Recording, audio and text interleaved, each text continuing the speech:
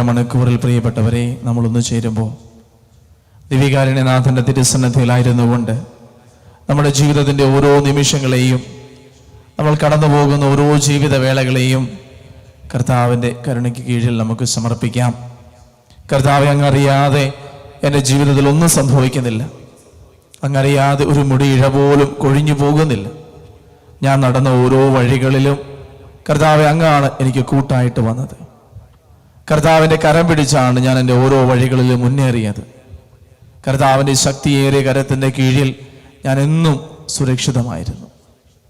പ്രിയപ്പെട്ടവരെ, നമ്മൾ പലയിടങ്ങളിലായിരുന്നു കൊണ്ട് ഇനി ആരാധനയിൽ ഒരു നിമിഷം പങ്കെടുക്കുമ്പോൾ കർത്താവ് നമ്മോട് കാണിക്കുന്ന ആ വലിയ കാരുണ്യത്തെ നമുക്ക് ഓർക്കാം.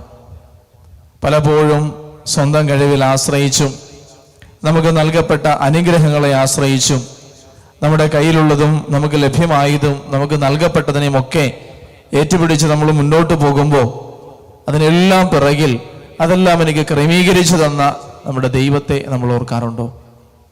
ഒരുപക്ഷെ ജീവിതത്തിന്റെ പല നിമിഷങ്ങളിൽ നമ്മൾ സമ്പത്തിനെ ആശ്രയിക്കുന്നു, പണത്തിനെ ആശ്രയിക്കുന്നു. ജീവിതത്തിന്റെ പല മേഖലകളിലും നമ്മുടെ കഴിവിനെ നമ്മൾ ആശ്രയിക്കുന്നു, നമ്മുടെ ബന്ധങ്ങളെ നമ്മൾ ആശ്രയിക്കുന്നു, നമ്മുടെ ജീവിത സാഹചര്യങ്ങളെ നമ്മൾ ആശ്രയിക്കുമ്പോൾ അതെല്ലാം എനിക്ക് ഒരുക്കി തന്നത് കരുണാമയനായ എൻ്റെ കർത്താവാണ് എന്ന ആഴമേറിയൊരു ബോധ്യത്തിലേക്ക് നമുക്ക് കടന്നു വരണ്ടേ?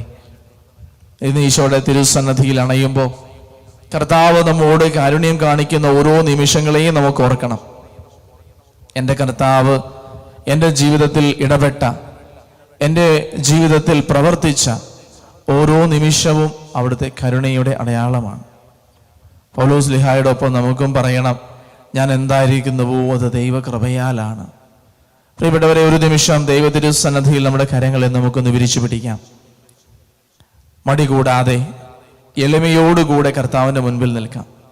യഥാർത്ഥമായ എളിമ ഞാൻ എന്താണ് എന്ന് ദൈവ തിരുസന്നിധിയിൽ ഞാൻ തിരിച്ചറിയുന്നതാണ്. ഞാൻ ദൈവത്തിൻ്റെ കരുണയും കൃപയും കൂടാതെ ഒന്നുമല്ല എന്നുള്ള ബോധ്യത്തിൽ നിന്നുകൊണ്ട് ദൈവം നാളിതുവരെ നമ്മോട് ചൊരിഞ്ഞ എല്ലാ കൃപകൾക്കും അനുഗ്രഹങ്ങൾക്കും നന്ദി അർപ്പിച്ചുകൊണ്ട് ദൈവം നമ്മോട് കാണിക്കുന്ന സ്നേഹത്തിൻ്റെ ഓരോ നിമിഷങ്ങളെയും ഏറ്റെടുത്തുകൊണ്ട് കരങ്ങൾ രണ്ടും ദൈവസന്നിധിയിൽ തുറന്നു പിടിച്ച് ഹൃദയം തുറന്ന് അവിടുത്തെ ഒരു നിമിഷം നന്ദി പറഞ്ഞ് സ്തുതിച്ച് ആരാധിക്കാം. Hallelujah, hallelujah, hallelujah. യേശുവേ, ആരാധന, ആരാധന, ആരാധന, ആരാധന. യേശുവേ, ഞങ്ങളെ സ്തുതിക്കുന്നു, മഹത്വപ്പെടുത്തുന്നു, നന്ദി പറയുന്നു. കർത്താവേ, എൻ്റെ ജീവിതത്തിൻ്റെ ഓരോ ഇടങ്ങളിലും എന്നെ നയിക്കുന്നതിനും പരിപാലിക്കുന്നതിനും എന്നെ സ്നേഹിക്കുന്നതിനും എന്നെ വിശുദ്ധീകരിക്കുന്നതിനും എന്നോട് അളവറ്റ കാരുണ്യം കാണിക്കുന്നതിനും കർത്താവെ ഞാൻ അങ്ങേ ആരാധിക്കുന്നു. അങ്ങയുടെ കാരുണ്യം തുടർന്നും എൻ്റെ ജീവിതത്തിൽ ചൊരിയണമേ എന്ന് പ്രാർത്ഥിക്കുന്നു. ഈശോയെ, സ്വർഗത്തോട് ചേർന്ന് തിരുസഭയോട് ചേർന്ന് മാലാഖമാരോട് ചേർന്ന് പരിശുദ്ധ കന്യകാമറിയത്തോട് ചേർന്ന് ഞാൻ അങ്ങേ ആരാധിക്കുന്നു. Hallelujah, hallelujah, hallelujah. ശിവ ആരാധന, ആരാധന, ആരാധന, ആരാധന, ആരാധന. യേശുവേ, ആരാധന, ആരാധന, ആരാധന, ആരാധന. Hallelujah, hallelujah, hallelujah, hallelujah. യേശുവേ, ആരാധന. പരിശുദ്ധ പരമ ദിവ്യകാരുണ്യത്തിന് നേരവും ആരാധനയും സ്തുതിയും പുകഴ്ചയും ഉണ്ടായിരിക്കട്ടെ. പരിശുദ്ധ പരമ ദിവ്യകാരുണ്യത്തിന് നേരവും ആരാധനയും സ്തുതിയും പുകഴ്ചയും ഉണ്ടായിരിക്കട്ടെ. പരിശുദ്ധ പരമ ദിവ്യകാരുണ്യത്തിന് നേരവും ആരാധനയും സ്തുതിയും പുകഴ്ചയും ഉണ്ടായിരിക്കട്ടെ. പ്രിയപ്പെട്ടവരെ, ദൈവ തിരുസന്നിധിയിൽ നമുക്ക് സ്വസ്ഥമാകാം. ഇന്ന് ഒക്ടോബർ മാസം 31 ജപമാല മാസത്തിൻ്റെ സമാപനമാണ്. ഈശോയുടെ തിരുസന്നിധിയിൽ നമ്മളിങ്ങനെ ആയിരിക്കുമ്പോൾ പരിശുദ്ധ അമ്മയ്ക്ക് മംഗളവാർത്ത അറിയിച്ചുകൊണ്ട് ഗബ്രിയേൽ മാലാഖ പ്രത്യക്ഷപ്പെട്ട ആ ഒരു രംഗം, ആ മംഗളവാർത്തയുടെ രംഗം നമുക്കൊന്ന് മനസ്സിലേക്ക് കൊണ്ടുവരാം. ദൈവത്തിൻ്റെ സന്നിധിയിലായിരുന്ന പരിശുദ്ധ കന്യകാമറിയം പഠനത്തിനായിട്ട് ദേവാലയത്തിൽ കൊണ്ടുചെന്ന ആ മകളെ മാതാപിതാക്കളാക്കിയപ്പോൾ ദൈവ സാന്നിധ്യത്തിലാണ് പരിശുദ്ധ അമ്മ വളർന്നു വന്നത്. ആ പരിശുദ്ധ അമ്മയ്ക്ക് മാലാഖ പ്രത്യക്ഷപ്പെട്ട് ഈ ഒരു കാര്യം അറിയിച്ചപ്പോൾ ആദ്യം മറിയം അമ്പരുന്നുവെങ്കിലും പിന്നീട് പരിശുദ്ധ അമ്മ ഏറ്റുപറയുന്ന വചനം നമുക്കെല്ലാം സുപരിചിതമാണ്. ഇതാ കർത്താവിൻ്റെ ദാസി, നിന്റെ വാക്ക് എന്നിൽ നിറവേറട്ടെ. എത്ര വട്ടം ധ്യാനിച്ചാലും എത്ര പ്രാവശ്യം നമ്മൾ അതിനെ മനനം ചെയ്താലും ഒത്തിരിയേറെ ജീവിതത്തിൻ്റെ ആഴങ്ങളിലേക്ക് ഇറങ്ങിച്ചെല്ലാൻ നമ്മളെ വീണ്ടും വീണ്ടും വിളിക്കുന്ന ഒരു വചനമാണ് പരിശുദ്ധ അമ്മയുടെ ഫിയാത്ത്. പരിശുദ്ധ അമ്മ ദൈവഹിതത്തിന് ആമേൻ പറഞ്ഞ നിമിഷം. പ്രിയപ്പെട്ടവരെ, നമ്മുടെ ജീവിതത്തിൽ ഓരോ നിമിഷവും നമ്മൾ ആഗ്രഹിക്കുന്നത് എൻ്റെ ഹിതം പോലെ നടക്കട്ടെ, ഞാൻ ആഗ്രഹിക്കുന്ന കാര്യങ്ങൾ ആഗ്രഹിക്കുന്ന രീതിയിൽ ആഗ്രഹിക്കുന്നത് പോലെ എൻ്റെ ജീവിതത്തിൽ നിറവേറുവാണെങ്കിൽ എന്ത് രസമായിരുന്നു. പലപ്പോഴും നമ്മുടെ ഉള്ളിലൊരു മോഹം അതാണ്, എല്ലാ കാര്യങ്ങളും ഞാൻ ആഗ്രഹിക്കുന്ന പോലെ നടന്നിരുന്നെങ്കിൽ ജീവിത സാഹചര്യങ്ങൾ, ജീവിതത്തിലെ ബന്ധങ്ങൾ, ജീവിതത്തിൻ്റെ വളർച്ചകളും ഉയർച്ചകളും സുഖ സൗകര്യങ്ങൾ, സൗഭാഗ്യങ്ങൾ എല്ലാം നമ്മൾ പല രീതിയിൽ പല കാര്യങ്ങൾ ആഗ്രഹിക്കുന്നുണ്ട്. പലപ്പോഴും മനുഷ്യരാശിയുടെ ഏറ്റവും വലിയ ആഗ്രഹം ജീവിതം മുഴുവനും തൻ്റെ കൈപ്പിടിയിൽ താൻ ആഗ്രഹിക്കുന്നത് പോലെ മുന്നോട്ട് പോകണം എന്നുള്ള ഒരു മോഹമാണ്. മനുഷ്യനെ എപ്പോഴും മുന്നോട്ട് നയിക്കുന്നത് ഈ ഒരു ചിന്തയാണ്. കാര്യങ്ങൾ എപ്പോഴും എൻ്റെ ചൊൽപ്പടിക്ക് നിൽക്കണം, ഞാൻ ആഗ്രഹിക്കുന്നത് പോലെ കാര്യങ്ങൾ നിറവേറണം, എനിക്കിഷ്ടമില്ലാത്തതും എൻ്റെ യുക്തിക്ക് നിരക്കാത്തതും എനിക്ക് കൺട്രോൾ ഇല്ലാത്തതുമായ ഒന്നും സംഭവിക്കാൻ പാടില്ല. നേരെ വിപരീതമായ ഒരു ജീവിത ദർശനമാണ് പരിശുദ്ധ കന്യകാമറിയം ഇന്ന് നമുക്ക് മുൻപോട്ട് വെച്ച് നീട്ടുന്നത്. പരിശുദ്ധ അമ്മയോട് ചേർന്ന് ഈ മാസം മുഴുവൻ ഒരു പക്ഷേ കൂടുതൽ തീക്ഷ്ണതയോടെ നമ്മൾക്ക് ജപമാല ചൊല്ലി പ്രാർത്ഥിച്ചു. വിശുദ്ധ ഫൗസ്റ്റീനാമ്മ പറയുന്നുണ്ട്, എപ്പോഴൊക്കെ ആഴമേറിയ പ്രലോഭനങ്ങളിൽ അകപ്പെട്ടിട്ടുണ്ടോ, എപ്പോഴൊക്കെ പിശാച് തന്നെ ഉപദ്രവിച്ചിട്ടുണ്ടോ, അപ്പോഴൊക്കെ ജപമാല ചൊല്ലിയാണ് ഫൗസ്റ്റീന പിശാചിനെ അട്ടിപ്പായിച്ചതെന്ന് നമ്മുടെ ഡയറിയിൽ നമുക്ക് വായിക്കാൻ പറ്റും. വലിയൊരു ആയുധമായിട്ട് ഫൗസ്റ്റീനാമ്മ കയ്യിൽ കരുതിയതാണ് പരിശുദ്ധ ജപമാല. ഇന്ന് കരുണയുടെ മണിക്കൂറിൽ ദൈവതിരുസന്നിധിയിലായിരിക്കുമ്പോൾ ഈശോയെ നോക്കിക്കൊണ്ട് പ്രിയപ്പെട്ടവരെ പരിശുദ്ധ കന്യകാമറിയം പറഞ്ഞതുപോലെ, ഇതാ കർത്താവിൻ്റെ ദാസി, ഇതാ കർത്താവിൻ്റെ മകൻ, ഇതാ കർത്താവിൻ്റെ മകൾ, ഇതാ കർത്താവിൻ്റെ ദാസൻ ദാസി എന്ന് പറഞ്ഞിട്ട് നിന്റെ ഹിതം എന്നിൽ നിറവേറട്ടെ എന്ന് പറയാനുള്ള ഒരു ചങ്കുറപ്പ് പ്രിയപ്പെട്ടവരെ നമുക്കുണ്ടാകട്ടെ. പരിശുദ്ധ അമ്മ പറഞ്ഞതിന്റെ ആഴം അത്രയേറെ വലുതാണ്. മനുഷ്യരാശിയുടെ മോഹങ്ങൾക്ക് നേരെ വിപരീതമാണ്. പലപ്പോഴും എൻ്റെ ഹിതങ്ങൾ ദൈവത്തിൻ്റെ ഹിതമാകാറില്ല, ദൈവത്തിൻ്റെ ഹിതത്തെ എൻ്റെ ഹിതമാക്കി ഞാൻ മാറ്റാറില്ല. കാരണം എനിക്ക് പലപ്പോഴും ദൈവഹിതത്തോട് ചേർന്ന് പോകാൻ മടിയായിരിക്കാം.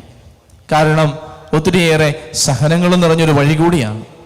നമ്മൾ ഒരിക്കലും ഓർക്കരുത്, പരിശുദ്ധ അമ്മ ദൈവ തിരുസന്നിധിയിലിരുന്ന് ദൈവ തിരുമനസ്സിന് ആമേൻ പറഞ്ഞത് വഴി അതങ്ങ് പൂർത്തിയായി. ഇല്ല, അതൊരു തുടക്കം മാത്രമായിരുന്നു. പരിശുദ്ധ അമ്മ ദൈവഹിതത്തിന് ആമേൻ പറഞ്ഞതൊരു തുടക്കം മാത്രമായിരുന്നു.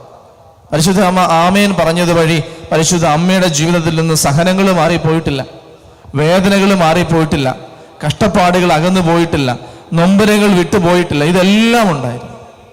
ജീവിതത്തിന്റെ ഓരോ നിമിഷവും എന്താണ് സംഭവിക്കുന്നതെന്ന് ഉറപ്പില്ലാതെ അറിയാതെയാണ് പരിശുദ്ധ അമ്മ ഉറപ്പായിട്ട് ദൈവത്തിന് പറഞ്ഞത്, നിന്റെ ഹിതം എന്താണോ അത് എന്നിൽ നിറവേറട്ടെ. അത് കൺട്രോൾ ഏറ്റെടുക്കലല്ല, പൂർണ്ണമായിട്ടും കൺട്രോള് ദൈവത്തിന് വിട്ടുകൊടുക്കലാണ്. നിയന്ത്രണം ഏറ്റെടുക്കലല്ല, മറിച്ച് ദൈവം നയിക്കുന്ന വഴിയെ പോകാനുള്ള സന്മനസ്സാണ്. അഹങ്കാരമല്ല, മറിച്ച് ഏറ്റവും പരമമായ എളിമയുടെ തലമാണ്.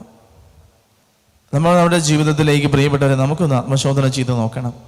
ഞാൻ എത്ര ഇടങ്ങളിലാണ് എൻ്റെ ദൈവത്തോട് വാശി പിടിക്കുന്നത്? ഞാൻ പ്രാർത്ഥിച്ച കാര്യങ്ങൾ ദൈവം എനിക്ക് നിറവേറ്റി തരുന്നില്ല, ഞാൻ ചോദിക്കുന്നത് പോലെ ദൈവം എൻ്റെ ജീവിതത്തിൽ പ്രവർത്തിക്കുന്നില്ല, ഞാൻ എത്ര കഷ്ടപ്പെട്ട് അധ്വാനിച്ചിട്ടും എൻ്റെ ജീവിതത്തിൽ ഞാൻ ആഗ്രഹിച്ച ഉയർച്ച ഉണ്ടാകുന്നില്ല, ഞാൻ ആഗ്രഹിച്ച ജോലി ലഭിക്കുന്നില്ല, ഞാൻ ആഗ്രഹിച്ച വരുമാനം ലഭിക്കുന്നില്ല, ഞാൻ ആഗ്രഹിച്ച ജീവിത പങ്കാളി ജീവിത സാഹചര്യങ്ങളൊന്നും കിട്ടുന്നില്ല.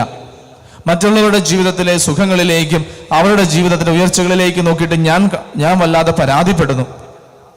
അവരുടെ ജീവിതം വല്ലാണ്ട് മനോഹരമായിരിക്കുന്നു, അവർ ദൈവത്തെ ഇഷ്ടപ്പെടുന്നില്ല, അവർ പ്രാർത്ഥിക്കുന്നില്ല, അവർ പള്ളിയിൽ പോകുന്നില്ല. ഞാനോ പ്രാർത്ഥിക്കുന്നുണ്ട്, പള്ളിയിൽ പോകുന്നുണ്ട്, നോമ്പ് നോക്കുന്നുണ്ട്, കർത്താവിനോട് കൂടെ നടക്കുന്നുണ്ട്, എന്നിട്ടും എൻ്റെ ജീവിതത്തിൽ മാത്രം എന്തുകൊണ്ടാണ് ദൈവമേ ഇത്ര കഷ്ടപ്പാടുകളും വേദനകളും സങ്കടങ്ങളും എന്ന് പലപ്പോഴും നമ്മൾ പരാതിപ്പെടുന്നില്ലേ? പരിശുദ്ധ അമ്മയുടെ ജീവിതത്തിലേക്ക് നോക്കാം നമുക്ക് പ്രിയപ്പെട്ടവരെ. ഇതാ കർത്താവിൻ്റെ ദാസി, നിന്റെ വാക്ക് എന്നിൽ നിറവേറട്ടെ എന്ന് പറഞ്ഞ നിമിഷം മുതൽ ആ യാത്ര ആരംഭിക്കുകയാണ്. ദൈവത്തോടൊത്ത് ദൈവഹിതത്തിന്റെ കരം പിടിച്ച് മുന്നേറുമ്പോൾ അടുത്ത വളവില്, അടുത്ത തിരിവില്, അടുത്ത നിമിഷം എന്താണെന്ന് പരിശുദ്ധ അമ്മയ്ക്ക് അറിയത്തില്ല. ഓരോ നിമിഷവും ജീവിതം ഇങ്ങനെ മാറി പറഞ്ഞുകൊണ്ടിരിക്കുകയാണ്. ബെത്ലഹേമിലേക്ക് പോകേണ്ടി വരുന്നു. സത്രത്തിൽ പോലും ഇടം കിട്ടാതെ കാലിത്തൊഴുത്തിൽ തന്റെ മകന് ജന്മം കൊടുക്കേണ്ടി വന്നപ്പോൾ പോലും പരിശുദ്ധമ്മ പരാതിപ്പെടുന്നില്ല. എത്രയോ ആളുകള് സാധാരണക്കാർ പോലും വളരെ മാന്യമായിട്ടും മനോഹരമായിട്ടും സത്രങ്ങളിലും മറ്റാതുരാലയങ്ങളിലും ഒക്കെ ജന്മം കൊടുക്കുമ്പോൾ ദൈവത്തിൻ്റെ പുത്രന് ജന്മം കൊടുക്കാൻ എനിക്ക് ദൈവം ഒരു സ്ഥലം പോലും ഒരുക്കിയില്ല എന്ന് പരാതിപ്പെടുന്നില്ല. എന്നെ സംരക്ഷിക്കാൻ ദൈവത്തിന് പറ്റുന്നില്ലേ? എത്രയോ മക്കളെ ദൈവം പരിപാലിക്കുന്നുണ്ട്. ആരൊക്കെയോ എവിടെയൊക്കെയോ വെച്ച് എത്രയോ പേര് ആക്സിഡന്റിൽ നിന്ന് രക്ഷപ്പെടുന്നു, മരണത്തിൽ നിന്ന് രക്ഷപ്പെടുന്നു, രോഗങ്ങളിൽ നിന്ന് രക്ഷപ്പെടുന്നു. ദൈവം എന്നോട് പറയുന്നു, ഈജിപ്തിലേക്ക് ഓടിപ്പോ. എന്തുകൊണ്ട് ദൈവത്തിന് എന്നെ സംരക്ഷിക്കാൻ പറ്റുന്നില്ലേ? ദൈവം എന്തുകൊണ്ട് എൻ്റെ ജീവിതത്തിൽ അത് ഏറ്റെടുക്കുന്നില്ല? ഞാൻ ആഗ്രഹിക്കുന്ന വഴി ദൈവം എന്നെ കാത്തുപാലിക്കണമെന്നാണെങ്കിൽ, ദൈവം ആഗ്രഹിക്കുന്ന വഴി ഞാൻ ഈജിപ്തിലേക്ക് പലായനം ചെയ്യണമെന്നായിരിക്കാം. പരിശുദ്ധ അമ്മ അവിടെ പരാതിപ്പെടുന്നില്ല, പരിഭവപ്പെടുന്നില്ല. ഒരിക്കലും തൻ്റെ ചൊൽപ്പടിക്ക് കാര്യങ്ങൾ മുന്നോട്ട് പോകണം. ഞാൻ ദൈവത്തിന് ആമേൻ പറഞ്ഞതാണെങ്കിൽ ഇനി ദൈവം ഞാൻ പറയുന്നത് കേൾക്കണം എന്നൊരു പിടിവാശി പരിശുദ്ധ അമ്മ മുന്നോട്ട് വയ്ക്കുന്നില്ല. പ്രിയപ്പെട്ടവരെ, നമ്മുടെ ഹൃദയത്തിൻ്റെ എല്ലാ മോഹങ്ങളെയും പിടിവാശികളെയും ഒക്കെ നമുക്കൊന്ന് ഒഴിച്ചിടാം. ദൈവം എൻ്റെ ചൊൽപ്പടിക്ക് നിൽക്കണം. ഞാൻ എന്ത് പ്രാർത്ഥിച്ചാലും ദൈവം അത് നിറവേറ്റി തരണം. ഞാൻ ആഗ്രഹിക്കുന്നത് പോലെ കാര്യങ്ങൾ മുന്നോട്ട് പോകണം. മറ്റുള്ളവരെക്കാൾ ഉയർന്നൊരു ജീവിതം എനിക്ക് വേണം എന്നൊക്കെ വല്ലാണ്ട് നമ്മൾ പരാതിപ്പെടുമ്പോഴും പരിഭവപ്പെടുമ്പോഴും പരിശുദ്ധ അമ്മ പറയുന്നു, എൻ്റെ ജീവിതത്തിലേക്ക് നോക്ക്. കർത്താവിൻ്റെ കരുണയ്ക്ക് വേണ്ടി നീ പ്രാർത്ഥിക്കുമ്പോൾ എന്താണ് ആക്ച്വലി ദൈവത്തിൻ്റെ കരുണ എന്ന് മനസ്സിലാക്കിയിട്ടാണോ കുഞ്ഞ് നീ പ്രാർത്ഥിക്കുന്നത്? നിനക്ക് നൽകാമായിരുന്ന ശിക്ഷ ദൈവം മാറ്റിവെച്ചിട്ട് നിന്നെ സ്നേഹിക്കാൻ ദൈവം തീരുമാനിച്ചതാണ് അവിടുത്തെ കാരുണ്യം. നീ അർഹതപ്പെട്ട ഒന്നല്ല, നിനക്ക് അർഹതയില്ലാത്തതൊന്നാണ് ദൈവം നിനക്ക് വെച്ചു നീട്ടുന്നത്. അതാണ് അവിടുത്തെ കാരുണ്യം. അർഹതപ്പെട്ടത് ലഭിക്കുന്നത് നീതിയാണ്, അർഹിക്കാത്തത് ലഭിക്കുന്നതാണ് കാരുണ്യം. ദൈവ തിരുസന്നിധിയിലായിരിക്കുമ്പോൾ നമ്മുടെ ജീവിതത്തെ ദൈവസ്നേഹത്തോട് ഉരച്ചു നോക്കിയിട്ട് നമുക്ക് ചോദിക്കണം, നമ്മുടെ ഹൃദയത്തിലേക്ക് നോക്കി ചോദിക്കണം, ഇത്രയേറെ സ്നേഹം ഏറ്റെടുക്കാൻ ഞാൻ എന്ത് ചെയ്തു? ഇത്രയേറെ സ്നേഹിക്കപ്പെടാൻ എന്ത് യോഗ്യത എനിക്കുണ്ടായിരുന്നു? ഇത്രയേറെ അനുഗ്രഹിക്കപ്പെടാൻ എന്ത് പുണ്യങ്ങൾ ഞാൻ എൻ്റെ ജീവിതത്തിൽ പ്രവർത്തിച്ചു? കർത്താവിൻ്റെ കരുണയ്ക്ക് വേണ്ടി പ്രാർത്ഥിക്കുമ്പോൾ പരിശുദ്ധ അമ്മ ഈ ജപമാല മാസത്തിൻ്റെ സമാപന ദിവസത്തിൽ നമ്മുടെ കരം പിടിച്ച് നമ്മോട് പറയുന്നുണ്ട്, എന്നോടൊത്ത് നീ ദൈവസന്നിധിയിൽ നിന്ന് ഉറക്കെ പറയണം, ഇതാ കർത്താവിൻ്റെ ദാസി, ഇതാ കർത്താവിൻ്റെ ദാസൻ, നിന്റെ വാക്ക് പോലെ എന്നിൽ നിറവേറട്ടെ. ദൈവമേ, ഞാൻ ആഗ്രഹിക്കുന്ന വഴിയല്ല, നീ കാണിക്കുന്ന വഴിയെ നടക്കാൻ തക്കവണ്ണം എൻ്റെ ഹൃദയത്തെ എളിമപ്പെടുത്തണമേ. ആഗ്രഹിക്കുന്നത് പോലെ നടക്കാത്തപ്പോൾ, മോഹിച്ചതും ആഗ്രഹിച്ചതും ലഭിക്കാത്തപ്പോൾ, മറ്റുള്ളവർ എൻ്റെ ജീവിതത്തേക്കാൾ സുഖകരമായ ജീവിതം നയിക്കുന്നത് കാണുമ്പോൾ, എൻ്റെ ജീവിതത്തിൽ സഹനങ്ങൾ കൂടുമ്പോൾ, വേദനകൾ കൂടുമ്പോൾ, നൊമ്പരങ്ങൾ കൂടുമ്പോൾ, തിക്താനുഭവങ്ങൾ കൂടുമ്പോൾ പരിശുദ്ധ അമ്മ പറയുന്നു, ഞാൻ നടന്നതും കുരിശിൻ്റെ വഴിയിലാണ്. ഞാൻ എനിക്ക് വെച്ച് നീട്ടപ്പെട്ടതും കൈപ്പേറിയ അനുഭവങ്ങളാണ്. ഒരിക്കലും അടുത്ത നിമിഷം എന്ത് നടക്കാൻ പോകുന്നു എന്ന് ദൈവം എന്നോട് മുൻപേ പറഞ്ഞിട്ടില്ല. ജീവിതത്തിൻ്റെ നാൾ വഴികളിൽ ഓരോ ഇടങ്ങളിലും ഞാൻ നടന്ന ഓരോ സംഭവങ്ങളെയും ദൈവം എനിക്ക് വേണ്ടി ഒരുക്കിയതാണെന്നുള്ള കൃപയോടെ കരുത്തോടെ ഞാൻ ഏറ്റെടുത്തതുപോലെ പ്രിയപ്പെട്ട കുഞ്ഞെ, നീയും അത് ദൈവ തിരുസന്നിധിയിൽ ഏറ്റെടുക്കാൻ തയ്യാറാകണം. ഈശോയിലെ പ്രിയപ്പെട്ടവരെ, കർത്താവിൻ്റെ കരുണയ്ക്ക് വേണ്ടി നമ്മൾ ഇന്ന് പ്രാർത്ഥിക്കുമ്പോൾ ദൈവ തിരുസന്നിധിയിലിരുന്ന്, ഈ ദിവ്യകാരുണ്യ സന്നിധിയിലിരുന്ന് കർത്താവിൻ്റെ നോക്കി നമ്മുടെ ജീവിതത്തെ നമ്മൾ അംഗീകരിക്കാത്ത ഇടങ്ങൾ ഏതൊക്കെയാണ്? നമ്മുടെ തിക്ത അനുഭവങ്ങളുണ്ട്, നമ്മൾ തിരസ്കരിക്കപ്പെട്ട നിമിഷങ്ങളുണ്ട്, ലഭിക്കാതെ പോയ സ്നേഹത്തിൻ്റെ നൊമ്പരങ്ങളുണ്ട്, തഴയപ്പെട്ട തള്ളപ്പെട്ട ഇടങ്ങളുണ്ട്, ജീവിതത്തിൽ അടിച്ചമർത്തപ്പെട്ട സാഹചര്യങ്ങളുണ്ട്, അധ്വാനിച്ചിട്ടും കഷ്ടപ്പെട്ടിട്ടും വിജയം ലഭിക്കാത്ത നേരങ്ങളുണ്ട്. ഒരിക്കലും ഒരു തരത്തിലെ യുക്തിക്ക് നിരക്കാത്ത രീതിയിലുള്ള സഹനങ്ങൾ ജീവിതത്തിൽ ഉണ്ടായിട്ടുണ്ടാവാം. അവയൊക്കെ ഞാനിപ്പോഴും കൈപ്പേറിയ അനുഭവത്തോടും നീരസത്തോടും കൂടി കല്ലുകടി എന്നതുപോലെ സ്വീകരിക്കാതെ അതിനോട് പുച്ഛഭാവത്തിലും വെറുപ്പോടെ നോക്കിക്കാണുന്ന ജീവിതാനുഭവങ്ങളാണോ? അവയെ സ്വീകരിക്കുമ്പോൾ അത് കർത്താവിൻ്റെ അനുഗ്രഹത്തിൻ്റെ ഇടമായിട്ട് മാറും. നിന്റെ ജീവിതത്തിലെ ഏതെങ്കിലും ജീവിത അനുഭവങ്ങളെ സ്വീകരിക്കാൻ നീ മടി കാണിക്കുന്നുണ്ടെങ്കിൽ കർത്താവിൻ്റെ കാരുണ്യത്തിന് വേണ്ടി പ്രാർത്ഥിച്ചുകൊണ്ട് ഈ ദിവ്യകാരുണ്യ സന്നദ്ധിയിൽ അതിനെ ഏറ്റെടുത്ത് പ്രാർത്ഥിക്കണം. കർത്താവേ, കർത്താവേ, ഈ നിമിഷം ഞാനത് സ്വീകരിക്കുന്നു.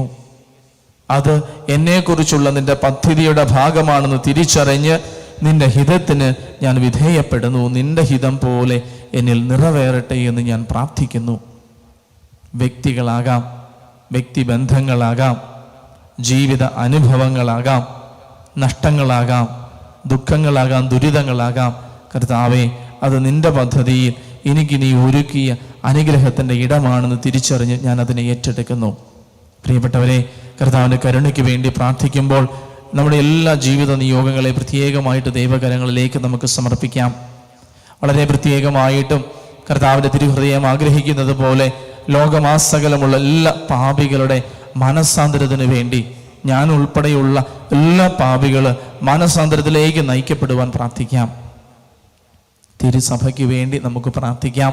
പീഡനങ്ങളിലൂടെ ക്ലേശങ്ങളിലൂടെ കടന്നു പോകുന്ന തിരുസഭ പുറത്തു നിന്നും പീഡനങ്ങൾ ഏൽക്കുമ്പോൾ അകത്തു നിന്ന് കർത്താവെ ഉള്ള ബുദ്ധിമുട്ടലുകൾ ഭിന്നതകളിൽ പെട്ട് തകർന്നു പോകാതെ ഐക്യത്തിലും വിശുദ്ധിയിലും സ്നേഹത്തിലും സാഹോദര്യത്തിലും തിരുസഭയെ ശക്തിപ്പെടുത്തണമേ എന്ന് പ്രാർത്ഥിക്കാം.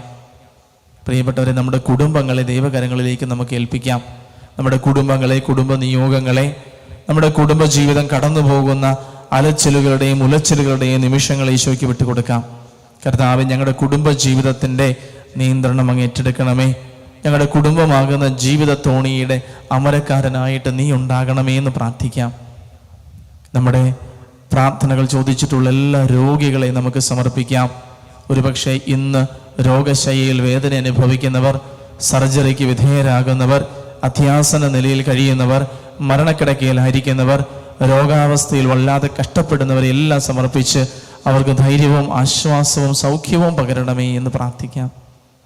ജീവിത തടസ്സങ്ങൾ വഴി ജീവിതത്തിൽ മുന്നോട്ട് പോകാൻ കഴിയാതെ, സമൃദ്ധി കാണാൻ സാധിക്കാതെ, അഭിവൃദ്ധിപ്പെടാൻ കഴിയാതെ വിഷമിക്കുന്ന മക്കളുടെ ജീവിതത്തെ കരം പിടിച്ചുയർത്തണമെന്ന് പ്രാർത്ഥിക്കാം. ഈശോയുടെ കരുണയുടെ ആശീർവാദം ഏറ്റെടുക്കുവാനായിട്ട് നമ്മൾ ഒരുങ്ങുന്ന നേരം കർത്താവിൻ്റെ കാരുണ്യം വളരെ പ്രത്യേകമായിട്ടും നമ്മൾ ബുദ്ധിമുട്ടുന്ന ജീവിത സാഹചര്യങ്ങൾ, കൈപ്പേറിയ അനുഭവങ്ങളുടെ മേൽ നിറയുവാൻ, നമ്മുടെ ജീവിതത്തിൻ്റെ ഓരോ അടരുകളെയും ഓരോ വഴികളെയും സ്വീകരിക്കുവാനുള്ള കരുത്തും കൃപയും ലഭിക്കുവാൻ നമുക്ക് പ്രാർത്ഥിക്കാം. പ്രത്യേകമായിട്ടും നിങ്ങൾ ക്ഷമിക്കുവാനും പൊറുക്കുവാനും വിട്ടുകളയുവാനും ബുദ്ധിമുട്ടുന്ന ജീവിത വേദനകളെ, സഹനങ്ങളെ, സങ്കടങ്ങളെ കർത്താവിൻ്റെ കരുണയാൽ ഏറ്റെടുക്കുവാനും സ്വീകരിക്കുവാനും കർത്താവെ കരുത്തു തരണമേ എന്ന് പ്രാർത്ഥിക്കാം. കരങ്ങൾ രണ്ടും നെഞ്ചോട് ചേർത്ത് ശിരസ് നമിച്ച് ഈശോയെ ഞാൻ അങ്ങയിൽ ശരണപ്പെടുന്നുവെന്ന് പ്രാർത്ഥിച്ചുകൊണ്ട് അവിടുത്തെ ആശീർവാദം നമുക്ക് ഏറ്റെടുക്കാം.